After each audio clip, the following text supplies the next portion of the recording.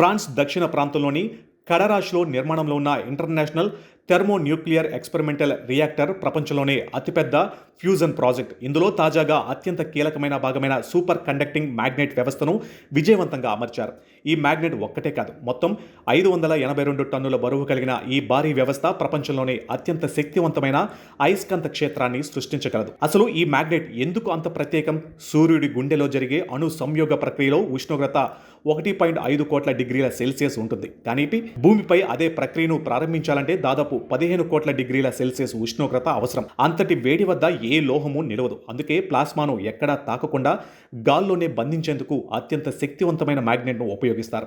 ఇప్పుడు అమర్చిన ఈ మ్యాగ్నెట్ అదే పని చేయబోతుంది. ఇక ITER ప్రాజెక్ట్ ఒక్క దేశానికి సంబంధించినది కాదు. ప్రపంచంలోని 35 దేశాలు కలిసి ఈ భారీ ప్రయోగాన్ని చేపట్టాయి.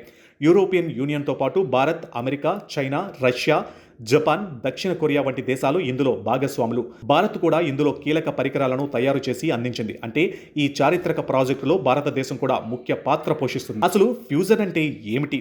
మన అణు విద్యుత్ కేంద్రాలలో ప్రస్తుతం జరిగేది ఫిషన్, అంటే పెద్ద అణువును వెడగొట్టే శక్తిని ఉత్పత్తి చేస్తారు. కానీ ఫ్యూజన్లో మాత్రం 2 చిన్న హైడ్రోజన్ అణువులు కలిసి హీలియంగా మారుతాయి. ఈ ప్రక్రియలో అపారమైన శక్తి విడుదలవుతుంది. ఇదే ప్రక్రియ సూర్యుడిలో కోట్లాది ఏళ్లుగా జరుగుతుంది. ఇక ఫ్యూజన్ విద్యుత్ విజయవంతమైతే ప్రపంచానికి ఎన్నో ప్రయోజనాలు ఉన్నాయి. దాదాపు అపరిమిత శక్తి లభిస్తుంది. కార్బన్ ఉద్గారాలు చాలా తక్కువ, బొగ్గు, చమురు అవసరం తగ్గుతుంది. దీర్ఘకాలిక అణు వ్యర్థాలు కూడా చాలా తక్కువగా ఉంటాయి.